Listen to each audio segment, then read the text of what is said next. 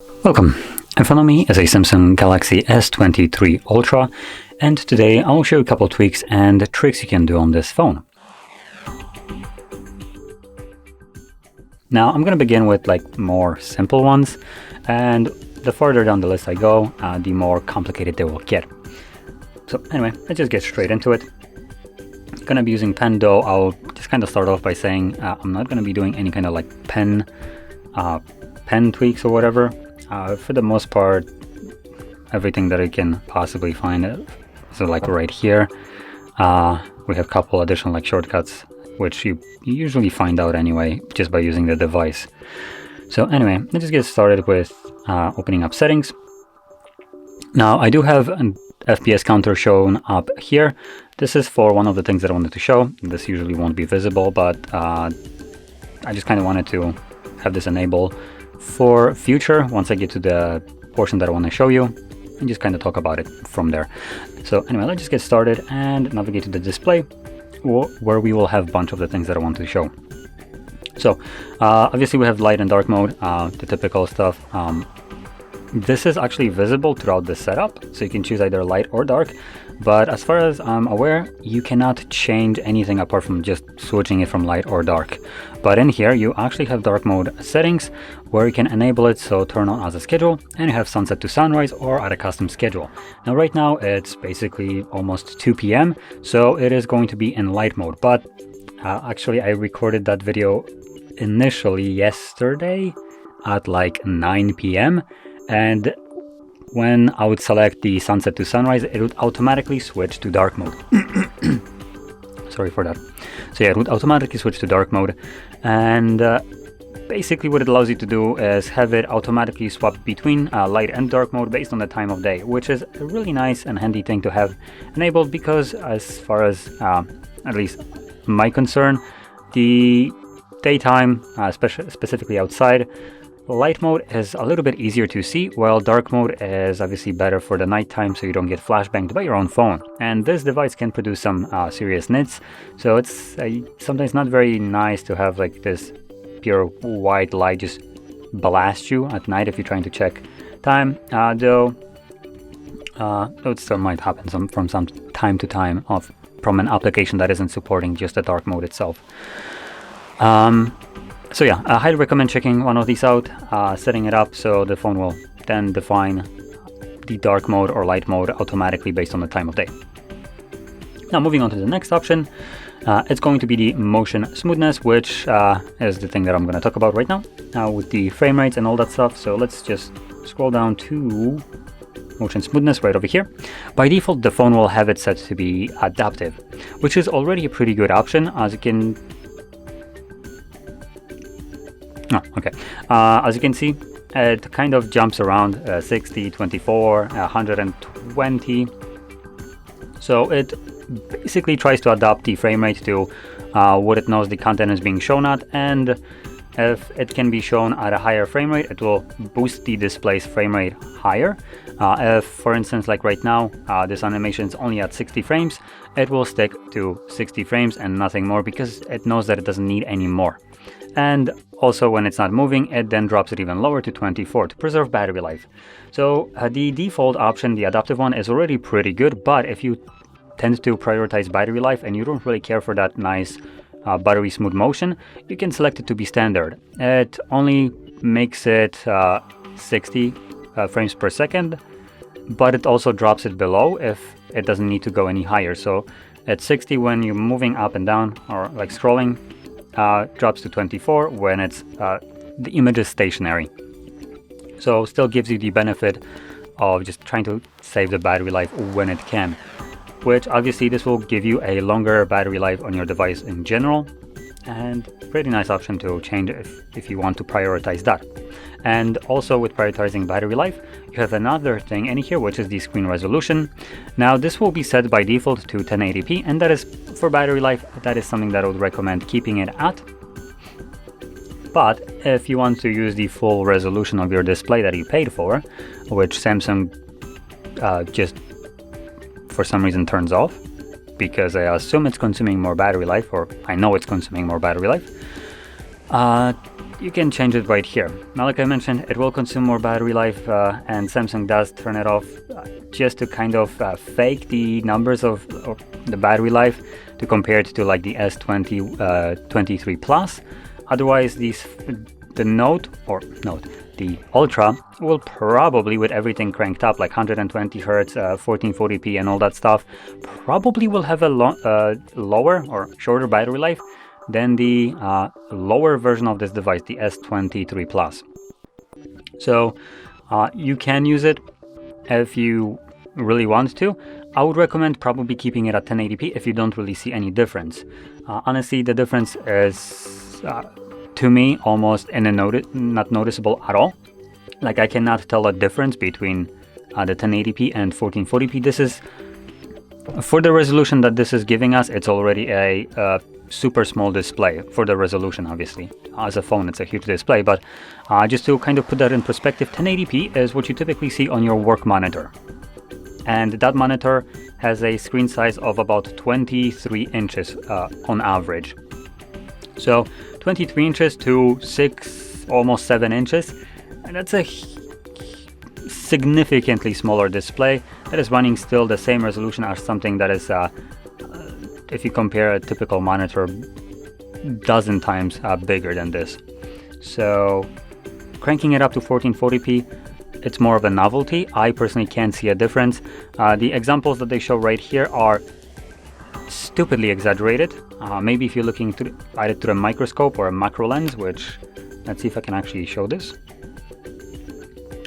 I don't know how good the lens right here will be. So this is the Fold, obviously not the best camera phone, but we'll see if it can get anything.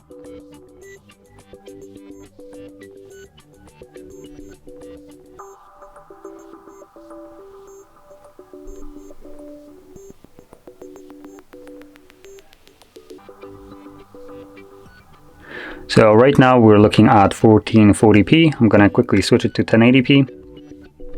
Oh no, there was 1080p, because I didn't hit apply before, so there we go, apply. I'm gonna go back in here.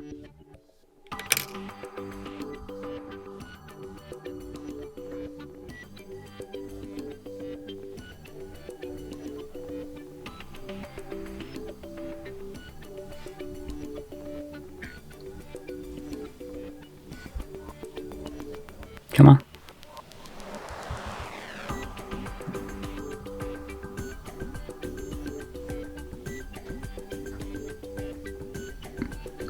Now I'm capturing it again because I got it a little bit sharper to the point that I can actually see pixels right here.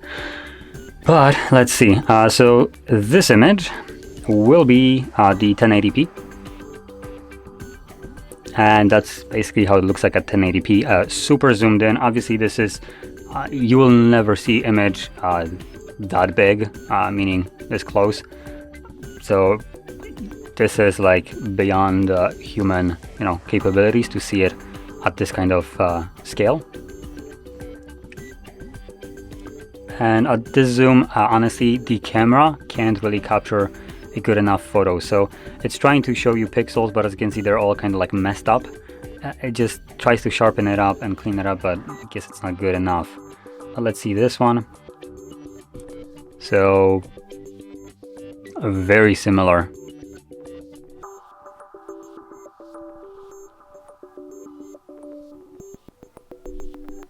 It's a curious looking thing. And just to switch back to the 1080p. So there we go. As you can see, there is not much of a difference right here. So the high resolution here, it's more like a gimmick that you basically paid for, but really won't have use at this kind of screen size, unfortunately. At least that's from my personal eyesight. I can't tell a difference. Now anyway, moving on to the next one, because I did spend a little bit too much time on this one. We can move over to screen mode, and this simply will allow you to, where is it, right here, to change it, change the temperature or saturation of the display. By default, Samsung uses vivid, And personally, at least for me, Vivid is a little bit too overdone. I understand that it might be appealing to some people, and that's completely fine. Also, it's probably more appealing in like a crowd of phones in a store, where you will see this display just kind of popping out above all the other ones. That's probably the purpose of this. But when you're looking at images like this, just the grapefruits, oranges, they look a little bit too overdone. So I personally prefer natural, which makes it look a little bit more toned down and more realistic. It might take a moment to get used to it because the display might feel like it's kind of more yellowish now, but I do tend to prefer this more, and I get used to the yellowish tint significantly better than I get used to the obscene colors that they have. Now, to be fair, there are certain scenarios where the vivid mode will look significantly better, and that would be this image. So as you can see, we have Aurora Borealis right here, and in Vivid it just looks much more poppy. It looks significantly better, more vibrant, and just pleasant to look at than the counterpart of Natural. But in general, there is not very many cases where I prefer Vivid over the Natural, so I do like to use that instead. Obviously, like I mentioned, if you like the Vivid, that's completely fine. Keep at it, there's nothing wrong with that.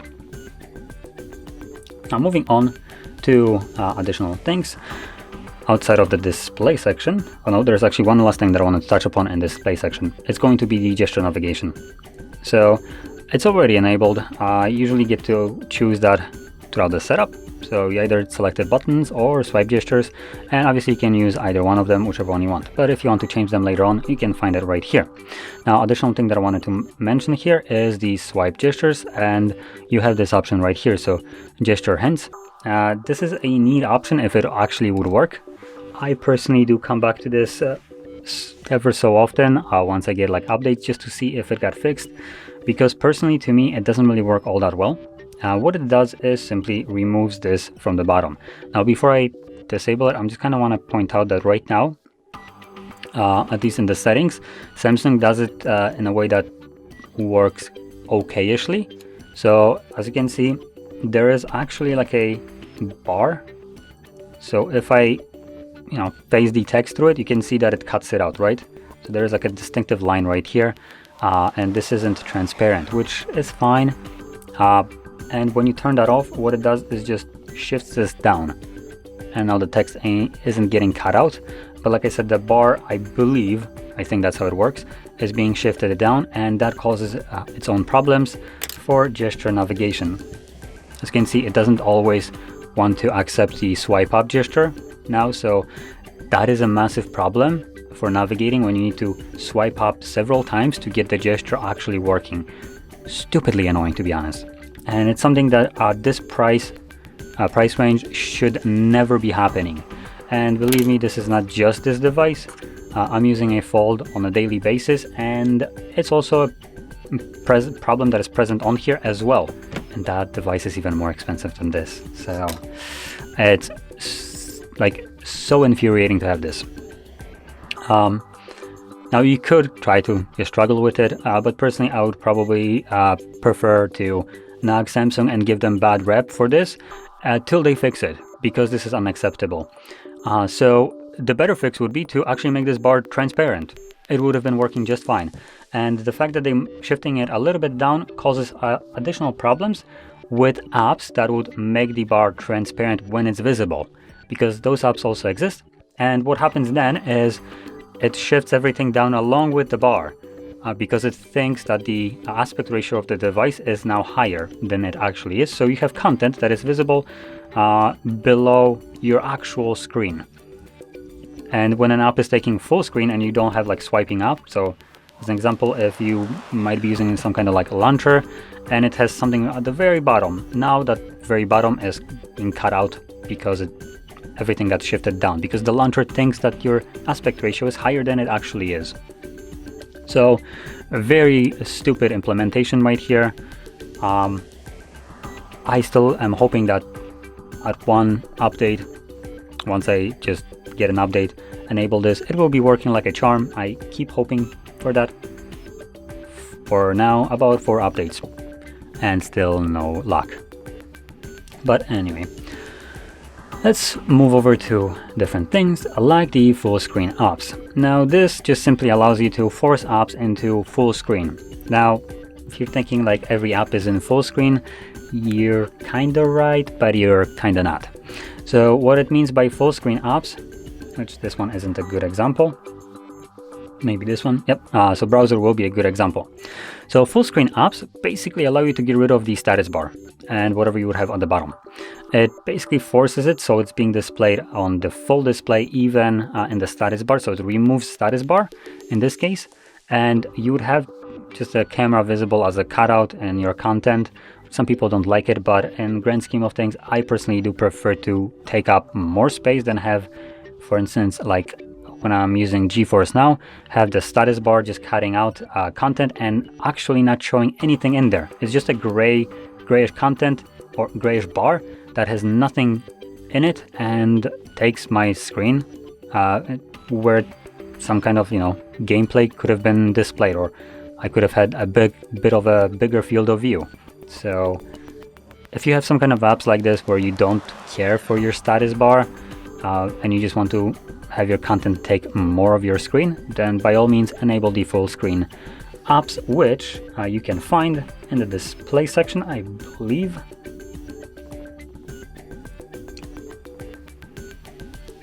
Yep, full screen apps right here. Now, by default, there's no apps that can utilize this, so anyway, moving on. So the next thing that I want to touch upon is the bringing back of the power button that is on the side. For me, this will stay a power button, and I don't care how much Samsung tries to just hit me over the head with their stupid logic of a side key, because let me kind of get my perspective right here. Stupid logic because they're calling this a side key. So what the hell are these? They're on the same side even. What is this? I mean, I understand those are volume buttons, but if you're calling one button a side key and then these still stay volume, there is some inconsistency here. So either call them each individually or just, I don't know, apply all of them, like side key up, side key down, and side key. I don't know, but the implementation of like side key and then keeping the volume buttons just seems absolutely stupid and annoying. And personally, myself, I hate Bixby, so I don't want to ever see it. I might hold the power button by mistake or just press it or whatever, and it brings up Bixby, and it's one of the most infuriating things because I don't want to ever see it. So to get rid of it, if you're also the type of person that just despises Bixby and maybe you prefer Google version of it, which is completely fine, you can find this in apparently advanced features, which is comical considering this is a power key. It's nothing advanced about it.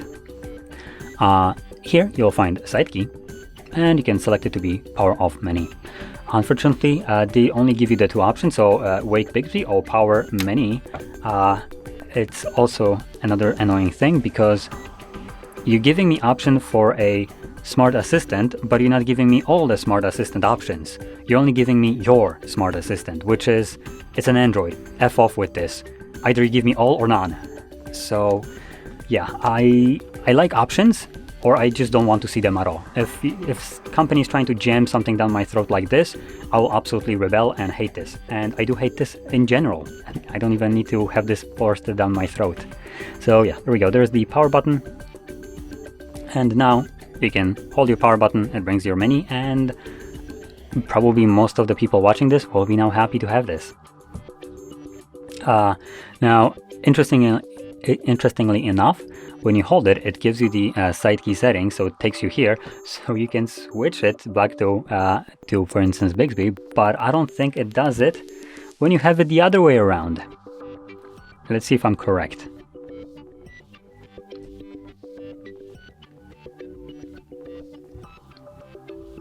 Oh, come on.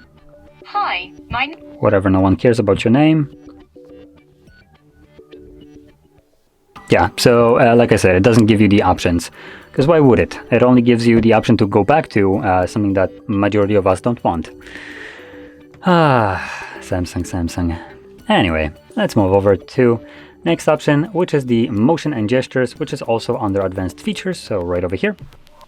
And we have a bunch of options right here that you can fiddle around with. So for the most part, this I believe is almost all default. I think one option should be turned off as well, but I don't remember which one. And I know for a fact that lift to wake is off. So if you don't like some of these options, for instance, like the double tap to turn off the screen, so you might have never noticed this, might have just pressed your display sometimes twice and it just gets locks the device. If you ever encounter this, this is basically where you can find this option. So you can turn it off in here, and now when you double tap somewhere, as you can see, it will no longer lock the device. So there we go. Now you can obviously go through all of these and customize them to fit your needs. Obviously everybody will have different ones, so just go through it, read what each setting does, and if you don't like it, turn it off. Or in terms of like lift awake, you can turn it on if you like that. Now moving on to another option, it's going to be the haptic feedback. Now this is a flagship device with a haptic feedback that feels absolutely garbage for the price that you pay. Now to be fair, this device has good haptic motor, but they just decided to save up on battery by lowering down the intensity of it, which was not the case before, I believe, on like older Samsungs where they first introduced haptic motors. They were working pretty intensely and it felt nice to, for instance, type text on your phone with this kind of motor. But now in pursuit to have the longest battery life on paper, they're basically turning down everything that they can, like resolutions, haptic motors. So if you want to turn it back up to something more reasonable, you can navigate to sound and a vibration, and then you will have a vibration intensity, and you have it right here under system. This is the setting that you're looking for. So this will be this will represent any kind of like swipe up when you have that haptic feedback from just swiping up and holding, or going back, I believe. Nope, going back has nothing, but specifically typing text. And now by default it's something like, I believe, here or here, one of these two, and they are pretty puny. So I recommend cranking it up. Find your sweet spot, what works for you. I personally prefer it on a second last option. For me, that is like the best place where we have a nice haptic feedback, but it's not like super overpowering where it almost starts to feel like a vibration, which I feel like on the highest one it starts to feel it. Yeah, it's becoming a little bit too high for what I like. Obviously this is all preferential, so if you like it at this, then that's fine. It's completely up to you what you prefer. I do like it a little bit more punchy, so when I'm typing I can feel each one of the key presses pretty well. Now moving on to the last option that I wanted to show you, it's going to be under also sound and vibration. It's the sound quality and effects right here. Now this will work with headphones, any kind of headphones, earbuds, or all that stuff. Wired, wireless, it doesn't matter, but they need to be it needs to be something else than the phone speakers. So earbuds, earphones, all that stuff works. Now here you'd want to navigate to adapt sound, and this will allow you to tailor a equalizer to your specific hearing. Now it also I would presume works really well with a little bit of lower end earbuds, because what this does is plays a series of low and high pitched sounds, really faint, so you can barely hear them. If you have like I don't know, if you would be doing this in the city on the streets, you wouldn't be able to hear any of these sounds. So you want to do it in a controlled environment, and even then you might struggle to hear some of the sounds because of your hearing loss that develops over the time with your age. Obviously that's why we have a bunch of pre-made ones right here based on the age. And also it's kind of based on the earbuds that you might be using or headphones. They might not be as good at reproducing some of these sounds, higher, lower frequencies, and when those frequencies are being played through the headphone and the headphones can't actually play them because it's like beyond their capabilities, at least at this volume, then you basically can't hear it. So you will select that you can't hear it, and it will boost this specific frequency up, hopefully helping you hear it later on. So I personally have tried this on multiple different headphones and earbuds, and I am actually above 30. God, I'm old. But 30, 60, and no boost have almost no difference to me. So all of them sound about the same. Maybe I haven't lost my hearing all that well, or not all that well. Maybe I haven't been losing my hearing that badly, so that's why. I do have just a super faint difference between them. It's nothing like significant, and I'm talking about it while using the, let me just whip them out, the Galaxy buds for this. Now I did use this a while back when I had some cheaper headphones, and that had a significantly better effect when creating my own, so test my hearing. It created a much more responsive headphones, so they sounded significantly better to me because the bass, which was lacking on them, was brought up, and the clarity just felt a little bit better. It's something that I highly recommend checking out if you have a little bit of a cheaper earbuds or headphones, or if you just want to see the difference, just go here. It's not much work. You just go to like 20 different sound frequencies, and you select if you can hear it or not. Once you select it, you can then swap between them. Your custom one will appear below here, I think below the 60. So yeah, highly recommend checking it out. It's one of the more useful options in here that I don't think very many people know about. Now, with this being said, if you found this very helpful, don't forget to hit like, subscribe, and thanks for watching.